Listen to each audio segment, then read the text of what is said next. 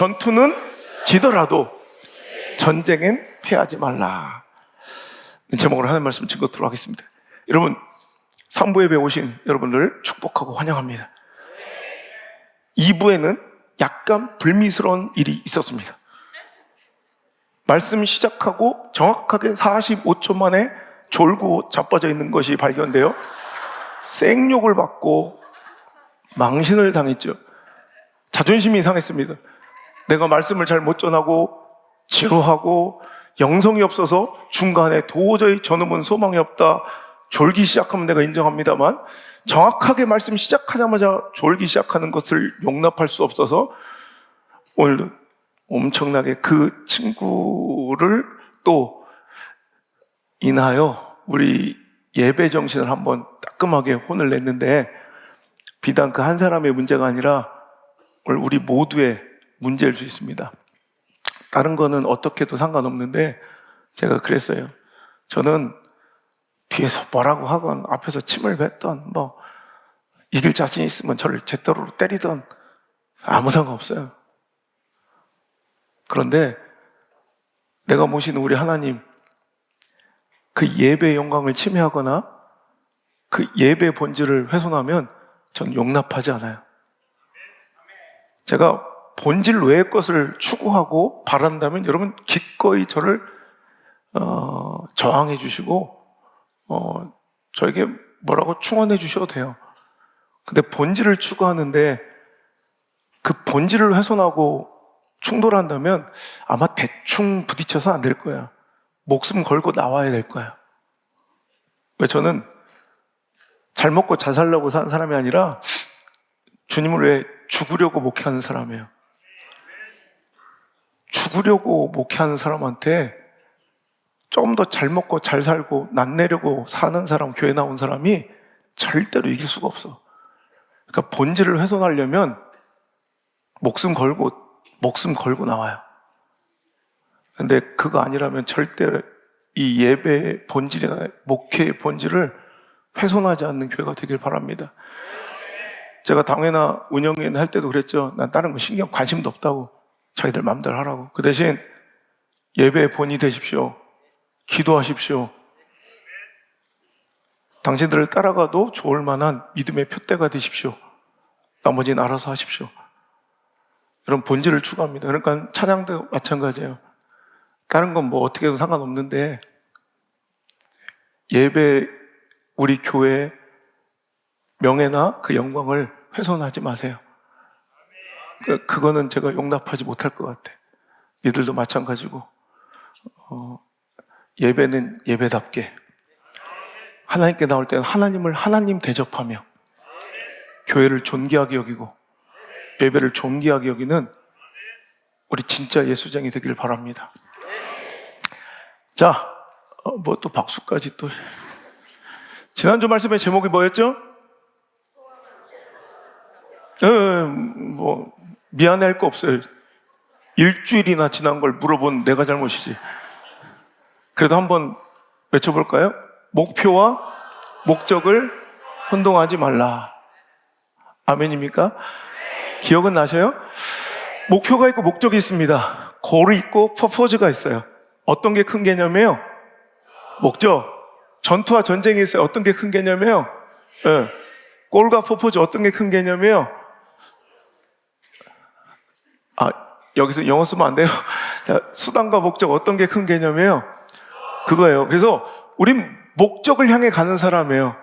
수단은, 과정은 얼마든지 깨어질 수도 있고 개선될 수도 있고 변화될 수 있어요. 근데 목적은 흔들려서는 안 된다는 거예요. 근데 목적을 위해 목표와 싸우면서 그 치열함 때문에 그걸 이유로 목적을 망각해버리고 목표에 함몰되고 매몰되어 내가 왜 이 목표의 치열함 속에 있는지 목적을 잃어버린 사람들이 많다고.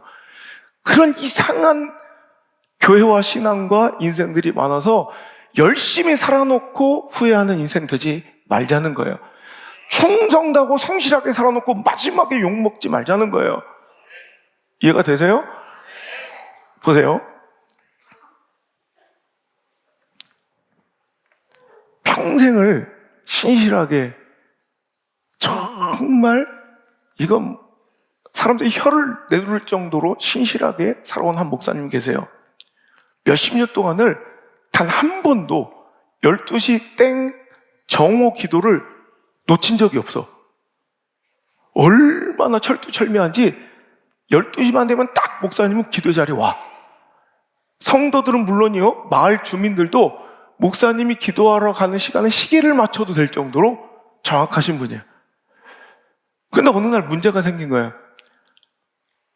기도하러 교회 나왔는데 뭔가 처절한 연약한 애기 울음소리 같은 게 자꾸 들리는 거야.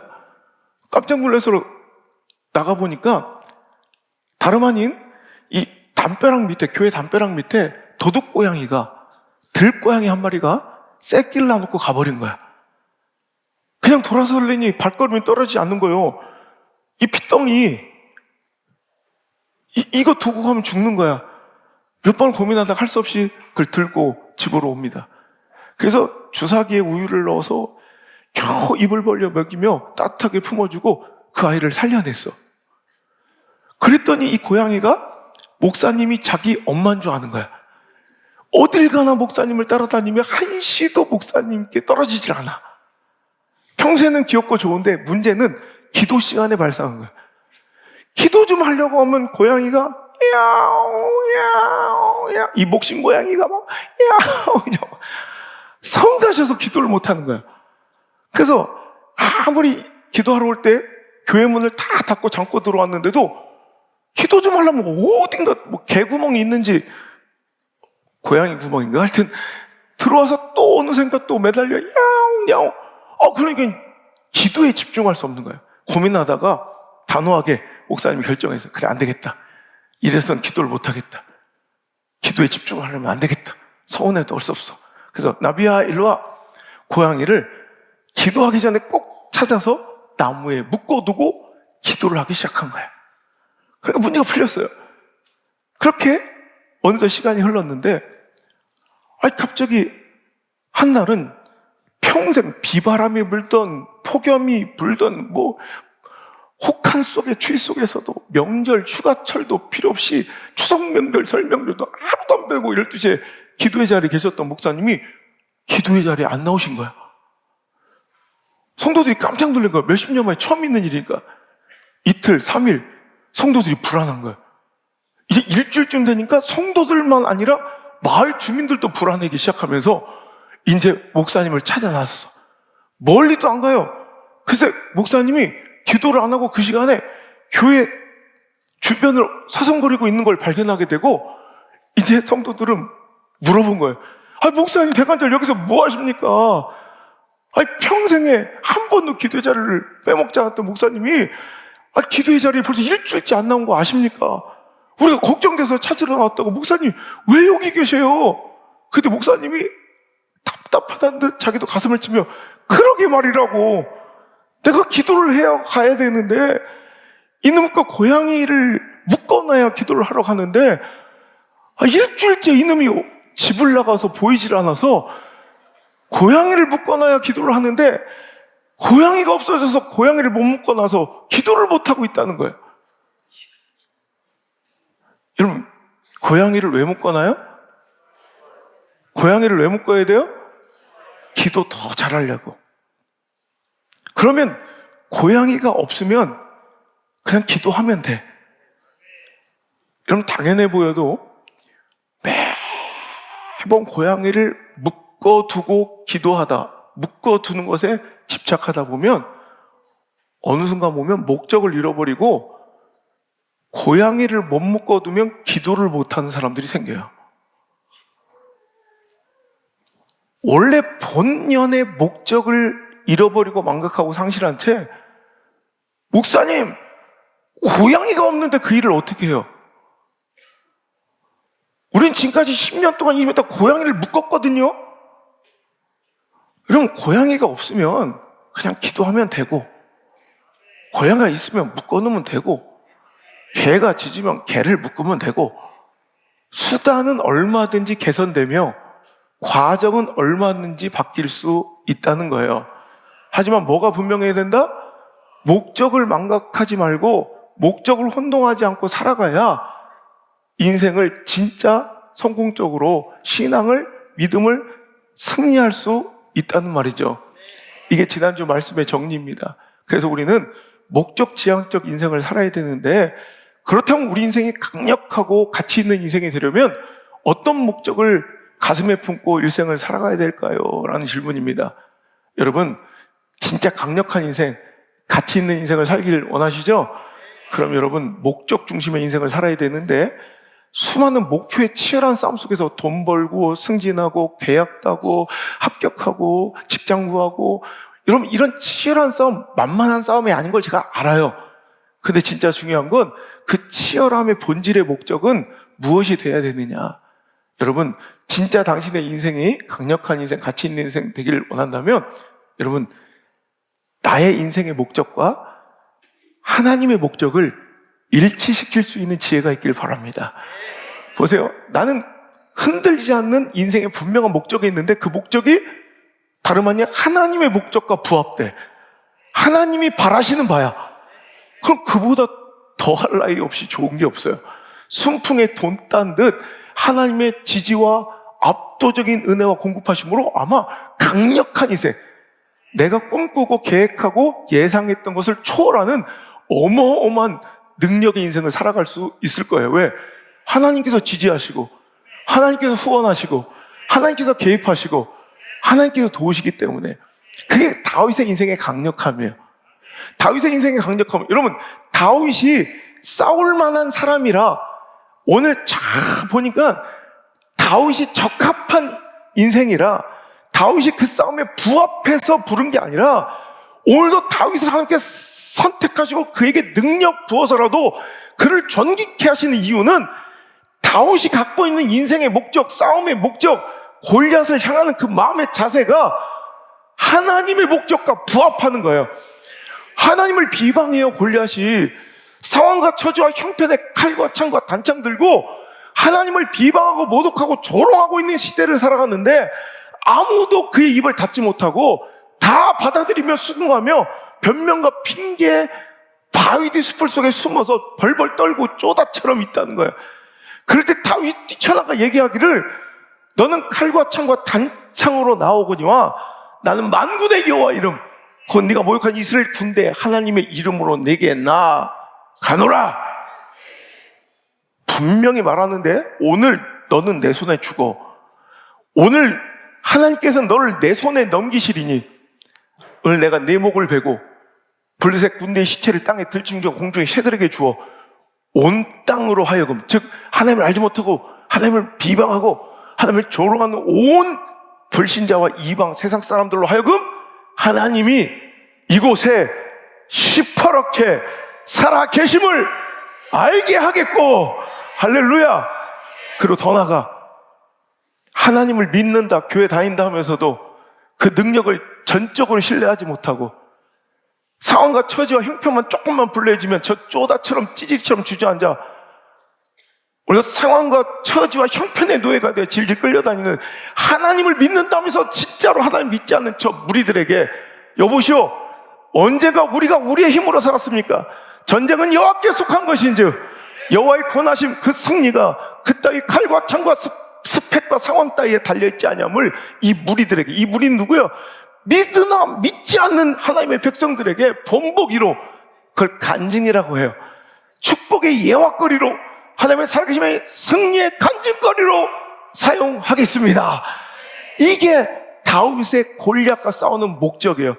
내가 구국의 영웅이 되어 오늘도 나중에 정치 기반의, 정치 정통성의 기반이 되고 수많은 사람들의 영향력을 갖는 초석으로 삼고 막 이런 게 아니라, 오늘 뭐예요? 하나님의 영광 위에 싸우려는 다윗의 목적이 하나님의 그 시대 가운데 딱 바라시는 목적과 부합했더니, 이제는 골리앗과 다윗의 싸움이 아니라 누구와 누구의 싸움?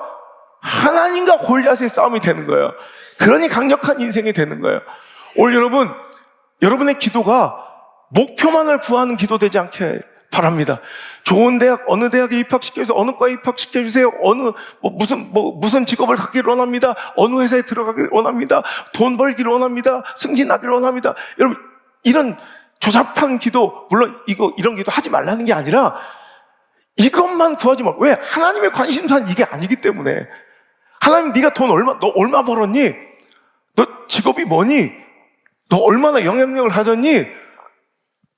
너의 직책과 세상에서의 그 권력의 영향력은 어느 정도니? 이런 거 하나님 관심 없어요. 너 몇 명으로 우리 교회가 부흥했니? 하나님 이런 관심 없어요. 하나님의 진짜 관심사는 뭐냐면, 그래, 좋아, 너 그 병 고쳐주면 그 건강 가지고 너 뭐 할 건데? 퍼포즈. 병 고침을 하는 고래만 집착하지 말고 퍼포즈. 너 건강 가지고 뭐 할 거야? 그래, 너 돈 벌면 그 돈 가지고 뭐 할 거야? 너 영향력 주고 세상에 시대에 권력 주면 너 뭐 할 거야? 그래, 우리 교회 성장 부흥 좋죠. 뭐 그거 싫어하는 사람 어디 있어? 그런데 하나님의 진짜 관심사는, 그래, 이 땅에, 이 중부권에, 아니 이 시대에, 다음 세대에 영적 영향력을 주고 영적 장자권을 주고 다시 큰 영권을 너희들에게 허락하여 주면 너희들 그 부흥 갖고 그 영향력 갖고 너희들 뭐 할 건데? 이제 우리는 이 질문에 답해야 합니다. 그냥 구할 것이 아니라 오늘 이 질문에 답할 수 있는 성도들이 되어야 합니다. 하나님 관심사는 이거예요. 그리고 더 나아가 하나님이 오늘 이 시대에 간절히 바라는 바를 우리가 하나님께 구해드리는 인생이 돼야 된다는 거예요. 어떤 특별하고 특수한 인생들만 가져야 될 꿈이 아니라, 여러분, 우리 순복음이라 관심 없을 수도 있는데, 여러분, 웨스트민스터 신앙고백, 소요리 문답이라고 들어보셨어요? 웨스트민스터 신앙고백에는 우리 인류의 인생의 궁극의 목적은 뭐라고 기록되어 있어요? 우리 인생의 궁극적 목적은 하나님을 영화롭게 하는 것이다. 여러분, 우리 인생의 제일 되는 첫 번째 궁극의 목적은 하나님을 영화롭게 하는 것. Glorify God. 하나님을 영화롭게 하고, 두 번째, 그분을 영원토록 즐거워하는 것. Enjoy Him forever. 이게 우리 인생의 한 명의 예언이 오늘 이 자리에 나와 있다면 모두가 다 그 목적으로 사는 거예요. 저마다의 목표는 다르고 삶의 과정과 꿈꾸는 바는 다를지라도 그 꿈과 목적의 지향점은, 결국 종결점은 하나님의 영광, 그분을 즐거워하고 간절히 예배하는 것. 이게 우리의 인생의 목적이에요. 궁극의 모든 삶의 궁극적 목적은 하나님을 영화롭게 하는 것. 그러니까 우리의 목적은, 여러분, 그 하나님의 영광과 직결되어 있고 일치되고 있는지를 점검해봐야 한다는 거예요. 여러분, 그것이 얼마나 영광입니까? 그것이 얼마나 나에게도 축복입니까? 여러분, 이것을 우리가 손해라고, 손실이라고, 내가 뭔가를 해줬다고 여기면 여기서부터 벌써 인식 자체가 틀린 거예요. 진짜 하나님을 하나님으로 믿는다면, 진짜 하나님이 어떤 존재인지 당신이 진짜 믿고 나왔다면, 그 하나님의 일을 나에게 맡겨? 처지, 상황, 형편, 나를 어떻게 대접하든 이런 거 필요 없는 거야. 오늘 힘들든 안 힘들든, 내 뜻대로 되든 안 되든, 내가 원했던 모양으로 되든 안 되든, 제가 아침마다 하나님께 100번씩 외쳐드리고 나오는 기도가, 하나님 감사합니다. 하나님 너무너무 감사합니다. 저를 청중순 이 귀한 회복과 부흥에, 사역에 저를 동참시켜주셔서 감사합니다. 저를 이 자리에 맡겨주셔서 감사합니다. 저 같은 놈을 믿어주셔서 감사합니다.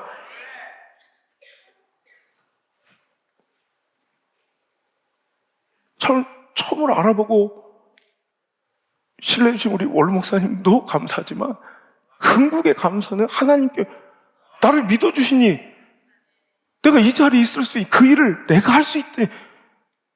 이런 어떤 처지 상황에서 그 일을 할 수 있으니 감사가 아니라, 잘 못 알아듣는 것 같은데 자기들 지금 꼭 고양이 예화 같은 거 해줘야 막 조금만 깊은 얘기하면 잘 봐. 예를 들어 이거예요. 제가 지금 절친이 돼 있고 매년 1년 매년 부흥회를 가지만, 감리교에서 자라온 저한테는요, 평생 감리교 목사님이었던 아버님이 더 자란 저에게는 금난교회는 상징적인 교회였어요. 세계 최대에서 세계 최대 메소디스트 처치, 감리교회 세계 최대 성전이 금락교회인데, 지금이 한번 이제 내 집 드나들도 가지만 처음 갔을 때 너무 신기한 거야. 내가 이 자리에 있다는 것 자체가. 그러다 이제 김홍도 감독님은 제가 못 뵀지만 살아생전에 사모님을 제가 인사드리고 이제 내 절친 엄마죠. 그러니까 이렇게 생긴 게 너무 지금도 꿈 같은 거예요. 내가 그분께 첫 용돈을 드렸던 날이 기억돼. 야, 이 큰 돈을 내가 쓰다는 이게 아니라, 야, 내가 어쩌다가 한국 교계에 이런 위치가 돼서 이런 분들을 만나고 내가 대접할 수 있는 이 자리에 있는 게 난 너무 영광인 거예요. 예를 들어 지금 한국 교계 가장 어른은 김장한 목사님 되실 거예요. 김장한 목사님 저를 되게 아껴주시고 사랑해 주시니까 오늘 비서실에 연락이 왔어. 목사님 책 너무 좋다고, 버티고 견디고 살아내라. 그 책이 너무 좋다고 사인 좀 해서 한 권 보내주시래. 아, 이거 15,000원이나 되는데? 이래요? 얼마 영광이야. 내가,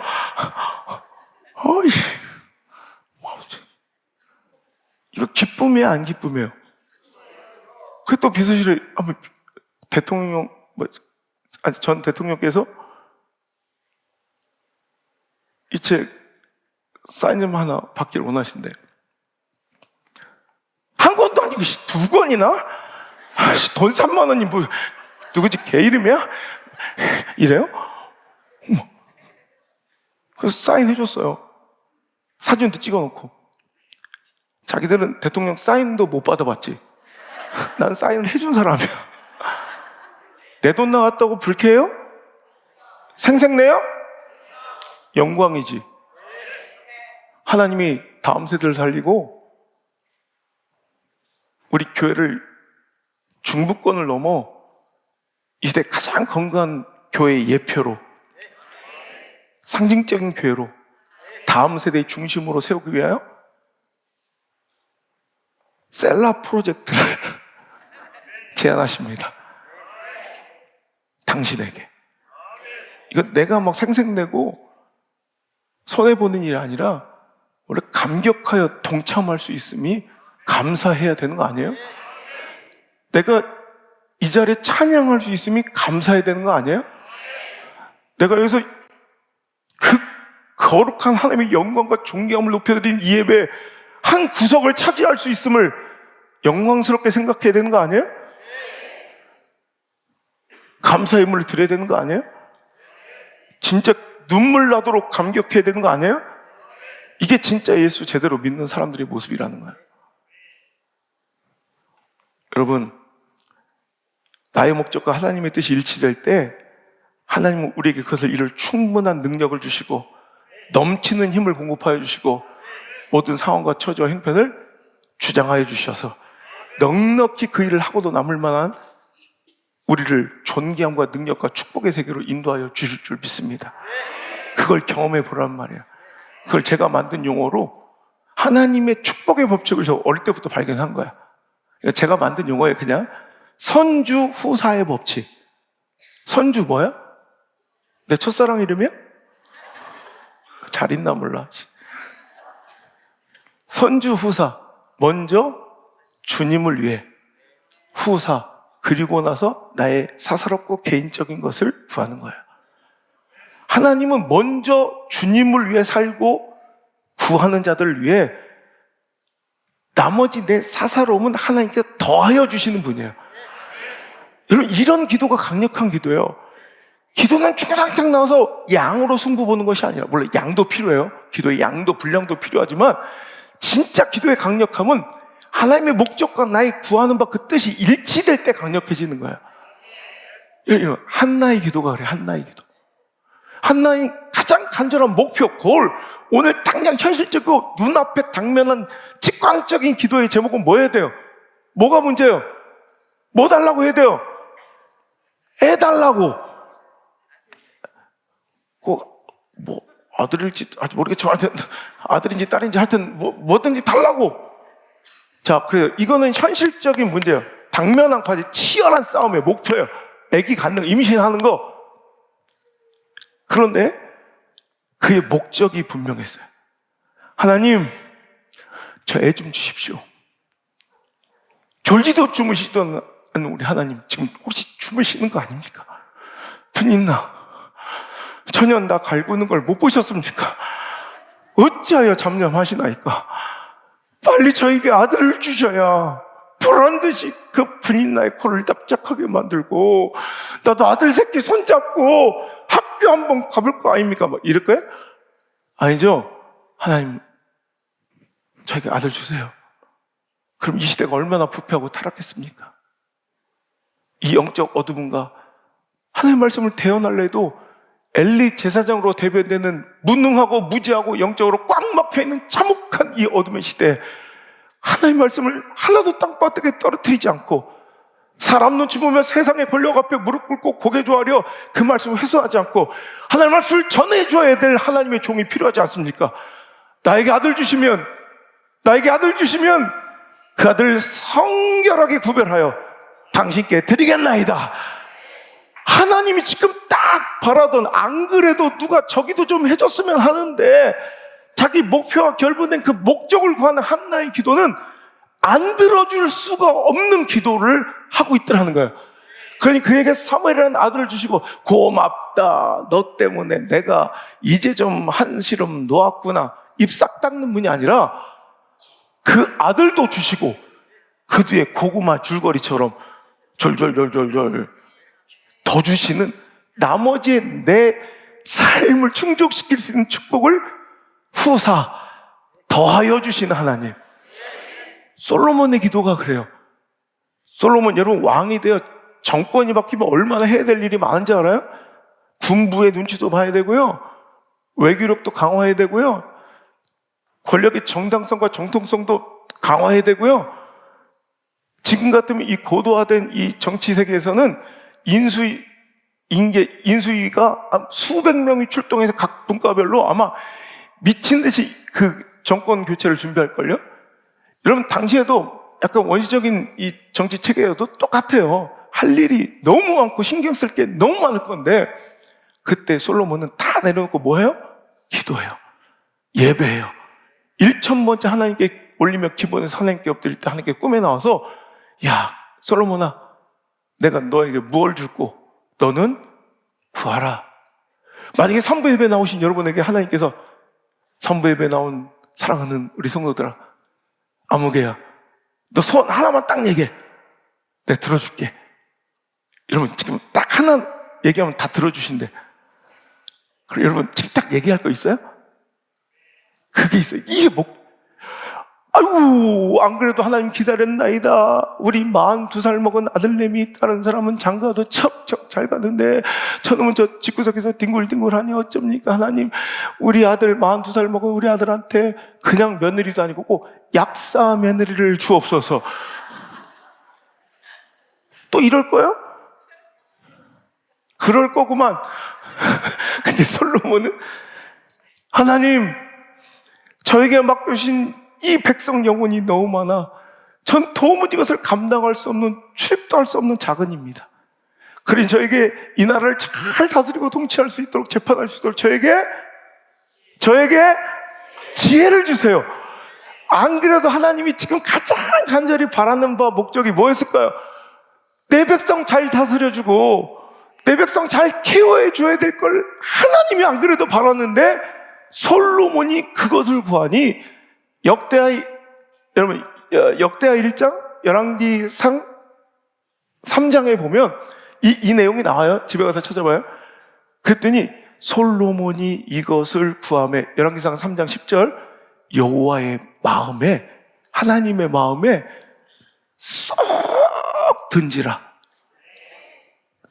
쏙은 없어. 내가 한 말이에요. 그냥 하나님 마음에 쏙 드는 기도가 있고, 한참 구하는데 허탈하고 답답한 기도도 있을 것 같아요. 하나님이 안 그래도 기다리는 기도가 있을 것 같아요. 오늘 강력한 기도, 하나님 마음에 쏙 드는 기도를 할 수 있는 영적 분별과 통찰과 지혜 있는 우리 청중선 모든 가족들 되시기를 주의 이름으로 축복합니다.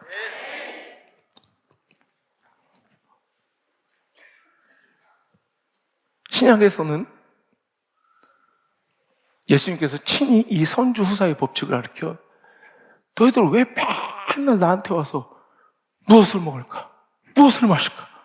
무엇을 입을까? 이 사사로움만 구하고 염려하냐? 제발 너희는 먼저 그의 나라와 의를 좀 구해주면 안 되겠니? 이거 먼저 선주 하나님 걸 구하라는 거예요. 내 뜻을 좀 구해줘라. 그러면 고맙다 하고 입 싹 닦지 아니하시고 우리 하나님은 네가 구하지 않은 바 솔로몬처럼 야 솔로몬아 네가 어떻게 내가 안 그래도 원했던 지혜를 구하냐? 아니 원수의 대적에 목을 달라 구하지도 않고 장수하게 달라 기도 부귀명예 구하지도 않고 어떻게 나한테 지혜를 구하냐? 고맙다. 내가 너한테 지혜도 줄 터인 전으로도 후로도 너 같은 지혜자가 나오지 않을 것이고 네가 구하지 않은 바 그 모든 것 장수, 부귀, 명예, 권력, 승리 모든 것도 너에게 더하여 주리라. 먼저 그의 나라와 의를 구하시길 바랍니다.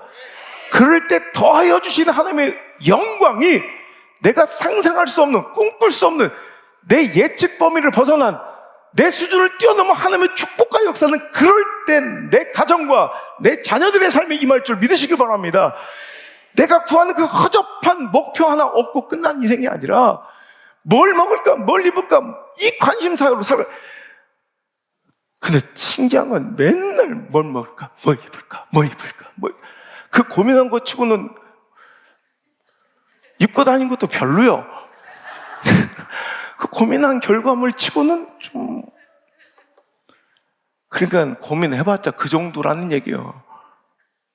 뭘 먹을까도 마찬가지야. 고민해봤자 그 정도 먹고 사는 거야. 그 대신 차라리 저 같으면 하나님 나라와 의를 구하겠어요. 그럴 때 더하여 주시는 상상도 못할 내 수준을 초월하시는 하나님의 은혜를 맛보시는 귀한 인생도 되었으면 좋겠습니다. 여러분, 뭐가 그렇게 요구가 많아요? 제가 아침 한 8시에 나와서 밤 10시, 11시 들어갈 때까지 수많은 요구를 듣다가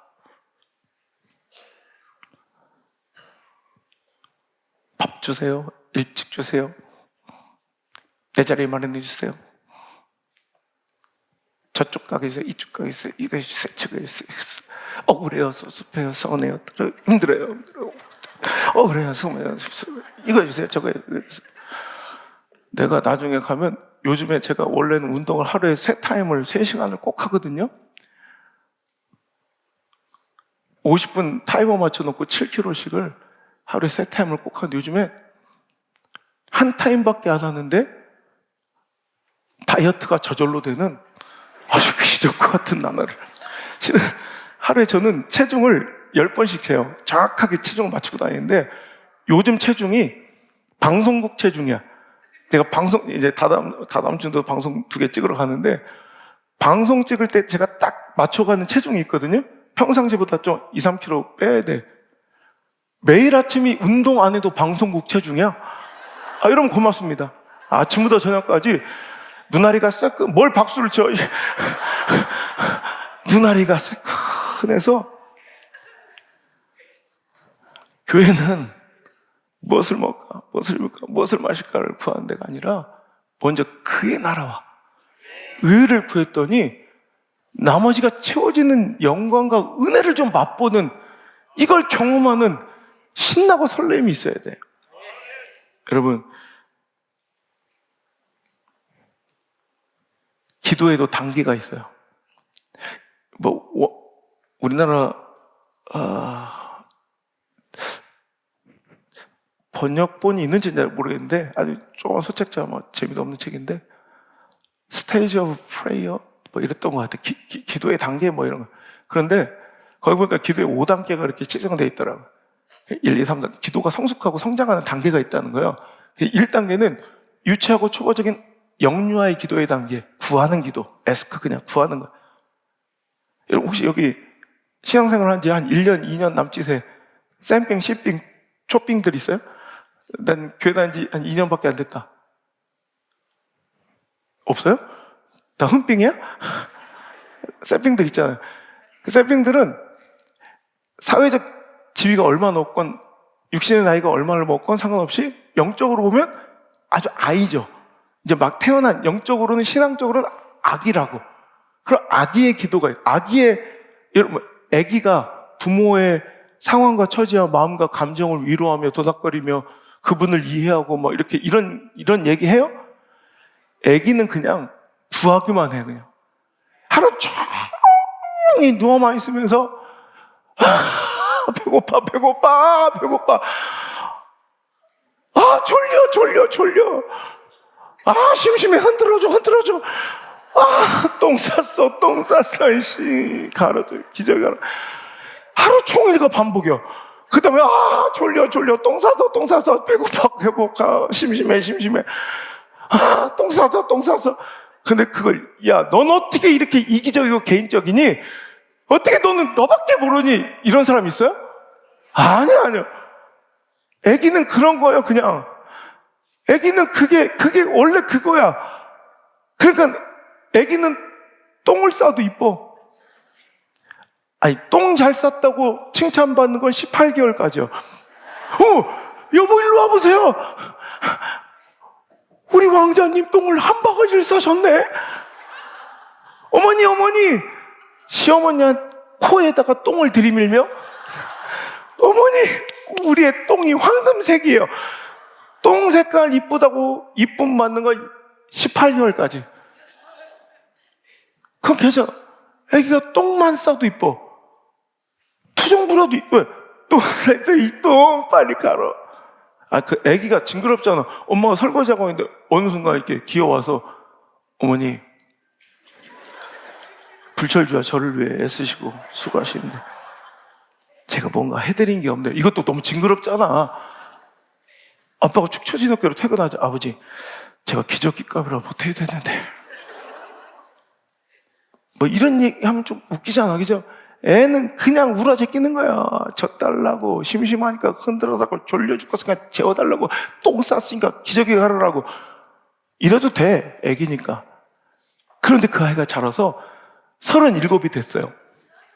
42살이 돼서 엄마 앞에서 엄마 나 똥 쌌다 이러면 귀씨아다기를 맞아야지. 왜 쟤는 똥 쌌다고 이뻐해주고 그건 귀씨아다기 감이지. 신앙의 연조가 마찬가지야. 아기 때는 그래도 되죠. 그런데 제가 보니까 신앙의 연조가 30년, 40년, 50년 돼가지고도 아직도 똥 쌌다고 내 똥 치워달라고 기도 열심히 하고 맨날 울부짖는 것 같아도 처참한 기도도 있는 거예요. 영적인 나이값을 하자. 신앙의 연조에 나이값을 해야 되는 거예요. 이제 여러분 성숙하잖아? 3, 40년 이렇게 되면 그는 엄마와 아빠의 대화의 질이 달라집니다. 그렇지 않아? 옛날엔 구할 줄밖에 몰랐어. 근데 어느 순간 부모님이 원하는 바를 캐치하고 이끌어내기 시작해요. 저도 어린 시절에 어머니한테 아버지한테 뭘 구했겠죠. 잘 구한 기억은 없는데.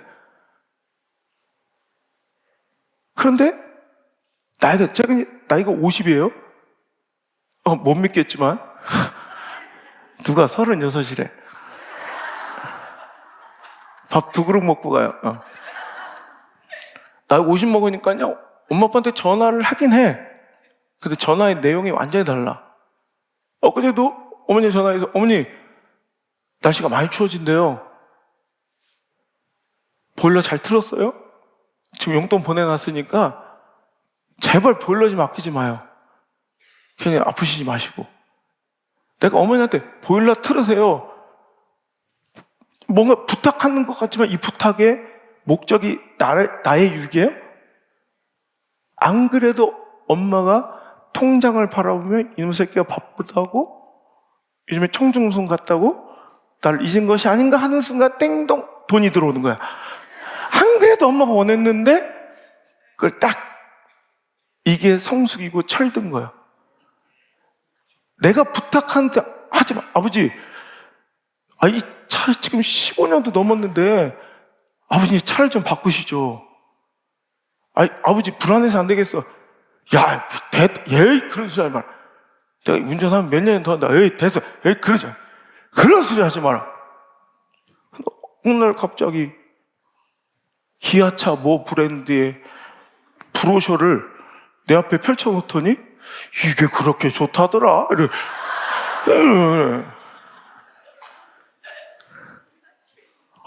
내가 원하는 게 아니고 내 친구들이 다 이 차를 탄단다.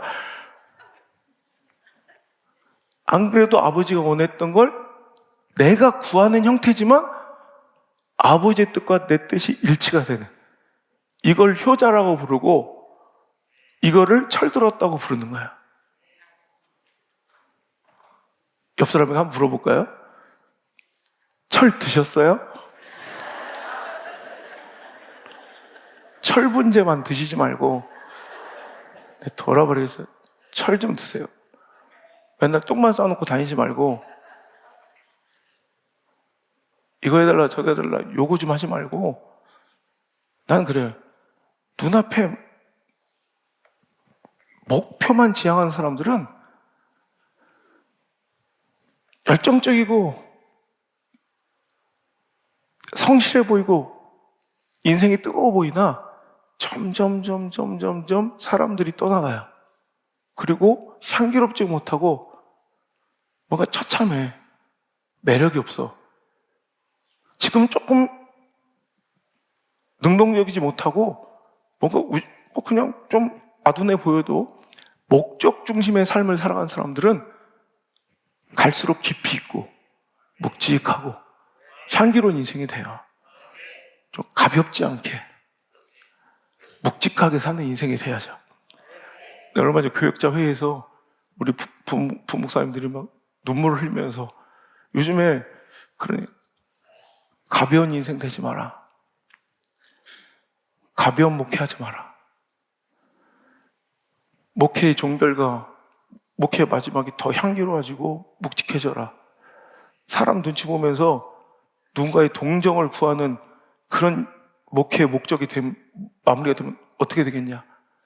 자식들 앞에 내가 이뤄놓은 성과물이나 뭐 이런 걸 떠나서 그냥 진짜 묵직하고 깊이 있는 그런 삶을 살아야지 왜 이렇게 가볍냐? 그러면서 내가 물어봤어요. 현고 목사 지금 몇 살인가? 그랬더니 34입니다. 내가 우리 교회 와서 최고 놀란 날이야. 난 내 또래인 줄 알았거든. 근데 내가 깜짝 놀랐어 진짜. 내가 그래서 말을 되게 존대하면서 했더니 한참 어리더라고. 근데 갑자기 더 놀란 건 영찬 목사한테 동갑입니다. 그래서 34살. 내가 딱 그 나이네. 그러면서 교육자 회의 때 이 얘기를 했어. 이번 주에 엊그저께. 내가 34살 때, 35살 때 딱 저 나이에 내가 처음으로 한 기독교 언론에 전면으로 제 기사가 한번 실린 적이 있고요. 국민일보에 또 전면으로 한번 실린 적이 있어요. 처음에는 기자가 뭐 어떤 이슈 때문에 요만한 아티클 하나 공간 채우려고 인터뷰를 왔다가 그 자리에서 6시간을 펑펑 울면서 저랑 같이 대화하다가 바로 국민일보 종교부 전국장까지 사장까지 막 연락되면서 막 그때 막 난리가 났었어.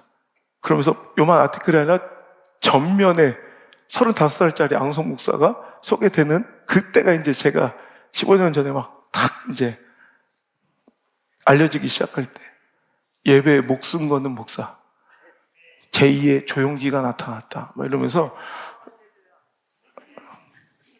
뭐 그 정도로 짜증낼 건 없잖아. 뭐 남들이 그런 얘기는 내가 했다는 게 아니라 한참 이슈가 됐었는데 그러면서 내가 그때 기자들한테 부탁했던 내용이 있어요. 기사는 자기들이 알아서 쓰실 때 딱 2가지 원칙을 지켜주십시오. 안호성 목사의 목회 이야기와 이 성장의 이야기가 절대 안호성이 부각되지 말고 하나님의 영광이 드러나게 써주십시오. 두 번째는 우리 교회가 홍보되지 말고 작은 교회들의 희망이 되게 해주십시오. 어떤 기사는 잘 되고 축복과 부흥한 기사를 읽으면서 작은 교회들이 허탈함을 느끼는 기사도 있어요. 난 그걸 원치 않으니까 우리 교회를 홍보 안 해도 되니까 작은 교회들의 희망이 되게 해달라. 그리고 제가 첫 번째 그 기독교 신문에 제가 타이틀, 표제어를 제가 쓰게 해달라고 그랬던 그 표제어를 제가 직접 쓰겠다. 그때 썼던 제 표제어가 뭐냐면 우리 온양수목교회, 그때 온양수목교회 부흥은 반드시 완성돼야 할 하나님의 설교입니다. 그러니까 우리는 부흥이 목적이 아니라 성장하는 게 내 목회적 야망이 아니라 우리 교회 성장을 보면서 우리 교회 부흥을 보면서 하나님께서 지금 뭔가 이 시대에 말씀하실 게 있는데 말씀하시다 멈추면 찜찜하잖아. 반드시 그 설교를 내가 완성해 드리겠다. 이거는 내 사사로운 내 꿈이 아니라 하나님이 이 시대에 하시고 싶은 분명한 설교를 내가 완성해야 된다. 그래서 부흥해야 된다. 패배감에 짓눌리고 하나님을 기쁘시게 하는 것이 아니라 사람을 좋게 하고 사람 눈치 보는 인본주의 신앙, 아닌데도 아니라고 말 못하는 벙어리 같은, 짖지 못하는 개 같은 이런 주의종들이 넘치는 이 시대 가운데 내가 하나님과 계약했어요. 하나님, 내가 하나님 원하시는 말씀은 무조건 선포한다. 내가 죽는 한이 있더라도 내가 이 시대에 대안은 될 수 없습니다. 제 목회가 정답은 될 수 없습니다만 이 시대에 경종은 될랍니다. 찌들어 있고 변질되고 퇴색한 이 시대 한국교회에 28살짜리 생개척에서 성도 한 명도 없는 28살짜리 전도사가 외친 얘기예요. 이 병들어 있고 치졸해진 이 한국교회에 추운 겨울날에 찬물을 한번 끼얹은 것처럼, 추운 겨울날에 찬물을 끼얹은 것처럼 정신 한번 번쩍 차리게 하겠습니다. 내가 대안은 못 돼도 경종은 한번 울리랍니다. 그 일갈로 시작된 게 제 목회였어요. 하나님의 목적과 내 목적이 부합될 때 내가 꿈꾸지도 못했던 세계로 하나님께서 인도하셔서 저를 이 자리에 세우신 줄 믿습니다. 내 인생과 목회를 이끌어 가실 줄 믿습니다. 여러분도 그렇게 그런 인생을 사시고 그런 자녀들을 길러내야 된다는 거야. 여러분, 오늘 말씀의 결론입니다. 전투는 지더라도 전쟁에는 패하면 안 돼요. 전쟁에는 수많은 전투가 있습니다. 제가 몇 년 전에 전쟁에 관련된 책을 쓰느라고 제가 고대, 근대, 현대 전쟁사에 관련된 책을 한 몇십 권을 읽었어요. 보니까 모든 전투를 이기고 승리한 전쟁은 없더만요. 여러분, 모든 전투를 이기고 전쟁에 이기면 가장 베스트인데 그런 전쟁은 없어. 어떤 전투는 지기도 하고 물러나기도 하지만 결과적으로 뭘 이겨야 돼? 전쟁을 이겨야 돼. 믿습니까? 그래서 여러분, 전투를 이기면 전쟁의 승리에 득이 되는 건 실은 쉬운 싸움이에요. 이기기만 하면 되잖아. 내가 골리앗을 무너뜨려 승리하면 하나님도 영광 받으시는 이런 비전은 너무너무 쉬운 거예요. 아니, 이기면 되고 부흥시키면 되는데 그럼 하나님 영광 받으시는데 그것도 못하면 등신이지. 등신들이 너무 많아서 문제지. 그런데 진짜는 뭐냐면, 진짜 어려운 전쟁은 너 나를 위해 져줄 수 있겠니? 내 영광과 내 나라를 위해서 너 조금만 물로 후퇴할 수 있겠니? 작아질 수 있겠니? 썩어질 수 있겠니? 희생할 수 있겠니? 내려놓을 수 있겠니? 이게 어려운 싸움이에요. 실은 내가 이겨서 승리해서 잘 돼서 축복받아서 하나님 영광 올리는 건 그냥 아무것도 아니야.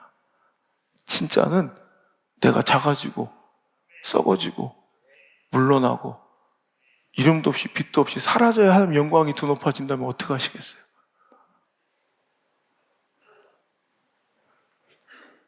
전투는 치더라도 전쟁은 지지 말아야 되는데, 사령부에서 야전 지휘관들한테 전화를 하는 연락을 해서, 야, 지금 안 되겠다. 그 전투는, 그 고지는 포기해. 작전상 퇴각해. 그랬더니 그 지휘관이, 아니 지금 무슨 말씀이에요? 내 인생에 후퇴란 없습니다. 내 모든 전력을 총동원하고 여기에 집결시켜서 내 끝까지 싸우랍니다. 멀리서 보면 되게 충성스럽고 열심인 것처럼 보이지만 그건 애국자가 아니라, 충성이 아니라 매국노야. 어떨 때는 물러나야 이기는 전쟁이 있어요. 이 전투를 내어주어야 이기는 전쟁이 있다고. 그럼 나는 내 사사로움을 포기하고, 내 감정을 포기하고, 내 유익을 포기하고 이 전투를 포기해야 될 때도 있어요. 나는 이걸 진짜 원했는데, 이런 모습을 원했는데 하나님의 영광과 부합되자고 충돌한다면 나 이것을 가차없이 포기할 수 있느냐는 거예요. 사랑하는 성도 여러분, 우리나라가 6.25 괴뢰군의 침공을 인해서 속절없이 밀려 낙동강 이남에 귀퉁이만 남아 이제 풍전등화 위기에 있을 때 하나님의 기적 같은 역사와 도우심으로 연합군이, 할렐루야, 유엔군이 참전하여 우리를 도왔습니다. 유엔군 연합군의 첫 참전 사례이자 유일한 참전 사례, 우리가 받은 은혜입니다. 잊지 않길 바랍니다. 난 기회 있으면 그때 도왔던 후진국들 있잖아요. 그때 참전했던 후진국, 에티오피아 이런 데 가서 꼭 고마움을 표시하고 싶어요.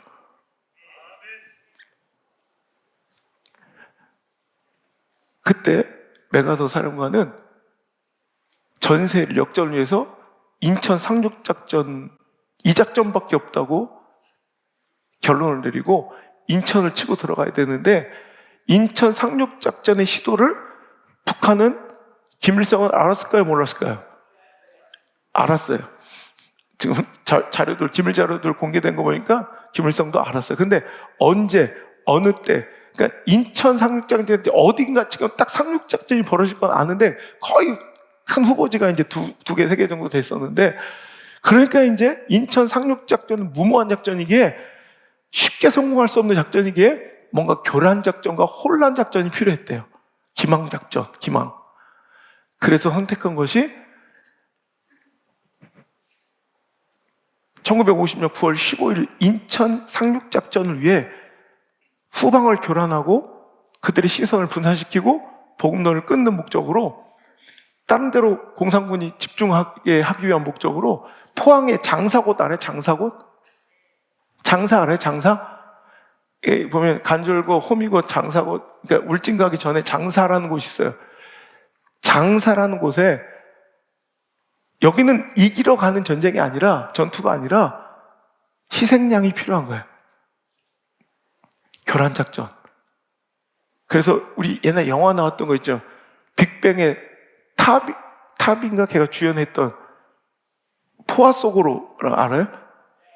그 영화가 그 배경인데, 그 학도병들 772명이 총 한 번 잡아본 적 없는 어린애들이 총 쏘는 거 한 번 훈련해보고 2주도 채 안 하는, 평균 연령이 17살. 17살 애들 있어? 17살 누구야? 소나무들 17살. 여기는 19금이야? 어린애들은 못 들어오는데? 17살짜리 학도병들이 제대로 된 전투함단이 문산호라는 상선을 타고 약속했던 후방 포격이나 아군의 항공 지원도 없이 그 집중되는 괴뢰군의 포화 속으로 그냥 들어간 거야. 그 전투 싸움 이기려고 하는 게 아니라 누군가는 죽어야, 누군가는 희생해야 누구와는 포화 속에 산화돼야 이기는 전쟁이 있더란 말이에요. 우리는 전쟁의 승리에서 멋진 승기를 잡게 해준 인천 상륙작전만 기억할 게 아니라 이렇게 이름도 없이 빛도 없이 알려지지 않은 숭고한 희생, 장사 상륙작전을 기억하는 성숙한 공동체가 되어야 돼요. 누구를 하나님께서 존귀하게 여기시느냐?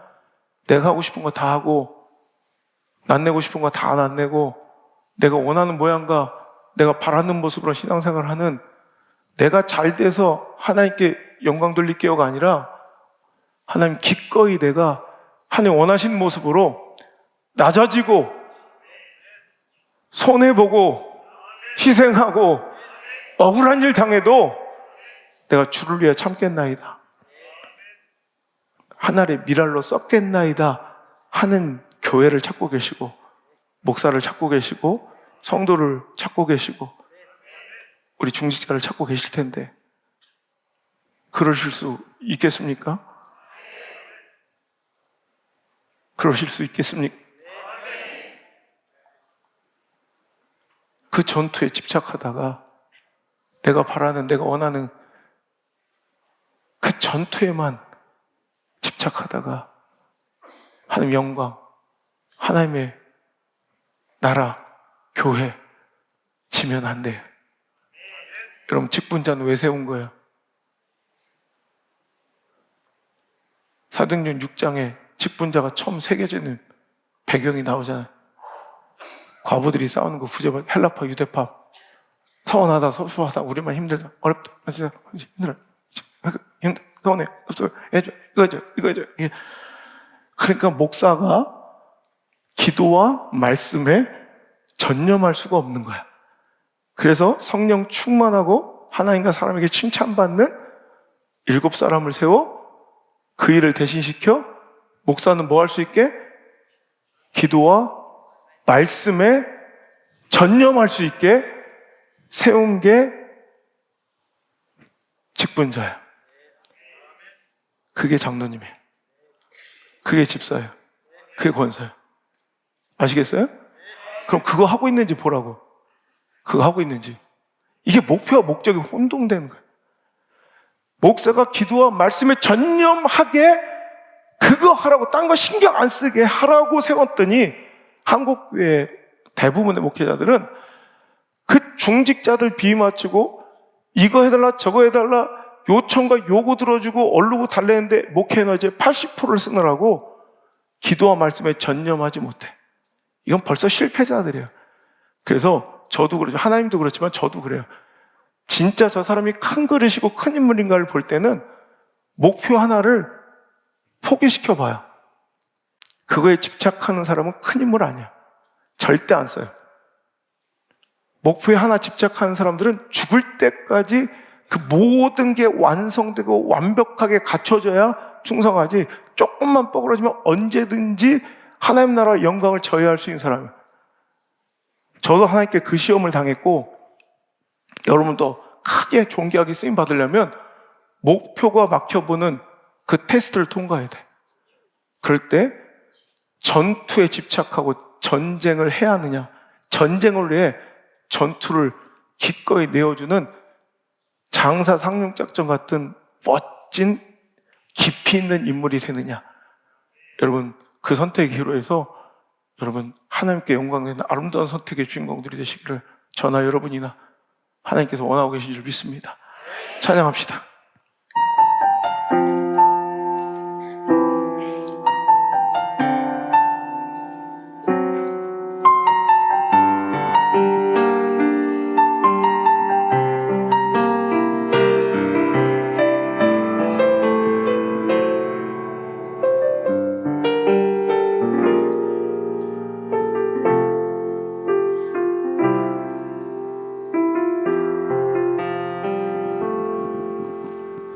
이 세상을 살아가는 동안에 나의 힘을 의지할 수 없으니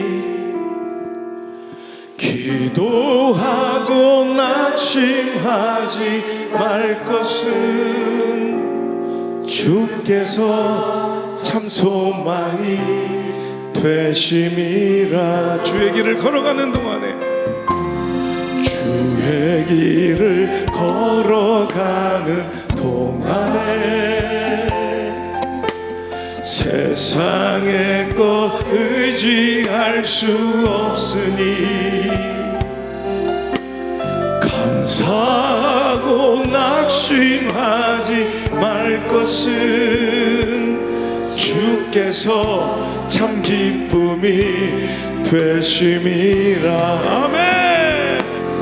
하나님의 꿈이 나의 비전이 되고, 나의 비전이 되고, 예수님의 성품이 나의 인격이 되고, 성령님의 권능이 나의 능력이 되길 원하고 바라고 기도함.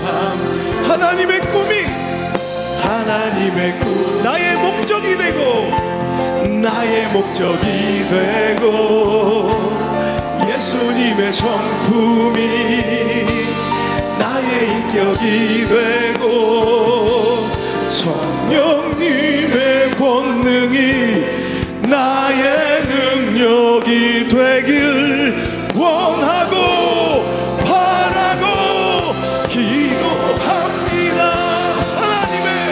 하나님의 꿈이 나의 목적이 되고, 나의 목적이 되고, 예수님의 성품이 나의 인격이 되고, 성령님의 권능이 나의 진심으로 원하고 바라고 기도. 이 세상을 살아가는 동안에, 이 세상을 살아가는 동안에 나의 힘을 의지할 수 없으니 기도하고 낙심하지 말 것은 주께서 참 소망이 되심이라. 주의 길을 걸어가는 동안에, 주의 길을 걸어가는 동안에 세상의 것 의지할 수 없으니 감사하고 낙심하지 말 것은 주께서 참 기쁨이 되심. 아멘입니까? 하나님의 꿈이 나의 목적이 되고, 예수님의 성품이 나의 인격이 되고, 성령님의 권능이 나의 능력이 되길 원하고 바라고 기도합니다. 하나님의 꿈이 나의 목적이 되고, 예수님의 성품이 나의 인격이 되고, 성령님의 권능이 나의 능력이 되길 원하고 바라고 기도합니다. 하나님의 꿈이, 하나님의 꿈이 나의 목적이 되고, 예수님의 성품이 나의 인격이 되고, 성령님의 권능이 나의 능력이 되길 원하고 바라고 기도함. 다시 한번, 하나님의 꿈이 나의 목적이 되고, 나의 목적이 되고, 예수님의 성품이 나의 인격이 되고, 성령님 목적이 되길 원하고 바라고 기도합니다. 하나님의 꿈이, 하나님의 목적이, 하나님의 비전이 우리의 목적 되길 원하고, 우리의 비전 되길 원하고, 우리의 사명 되길 원하나이다.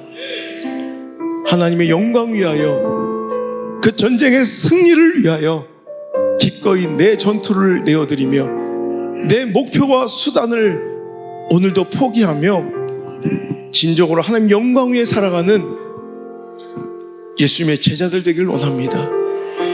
너희 진짜 나 따라오려거든. 패배처럼 보이는 십자가의 죽음을 선택했던, 그래서 하나님의 나라와 영광, 온 인류를 구원하는 전쟁의 승리를 선택했던 나처럼 너희들도 자기를 부인하고 자기 십자가를 지고 나를 따라와야 할 것이니라. 아무리 부탁하셨지만 여전히 내 뜻이 우선이고 자기 부인할 줄 모르고 십자가는 내동댕이 친 교회가 되지 않게 하시고 그런 성도들 되지 않게 하시고 그런 교회가 되지 않게 하시고 기꺼이 주님 영광과 그 나라 위하여 자기를 부인하고 얼마든지 그 희생의 십자가 질 수 있는 사랑하는 우리 청중승 모든 성도들 될 수 있기를 원합니다. 주님의 십자가는 실패가 아니라 진정한 승리였는 줄 믿습니다. 그 승리에 우리도 동참할 수 있도록 은혜 나리여 주옵소서. 이제는 주 예수 그리스도의 크신 은혜와 내 하나님 아버지의 놀라우신 사랑과 그 길을 도우시는 성령님의 따뜻한 손길이 오늘 이 자리에 나와 나를 부인하고 전투를 포기해서라도 전쟁 하나님의 영광과 목적 위에 살겠노라 다짐하는 사랑하는 이 어여쁘고 너무너무 고마운 우리 성도들 머리 위에, 저들의 인생 위에, 저들의 가정 위에, 저들의 자녀들의 발걸음 위에 이제부터 떠나가지 마시고 1초도 떠나지 마시고 1초도 떠나지 마시고 1초도 떠나지 마시고 영원토록 함께 계시기를 간절히 또 간절히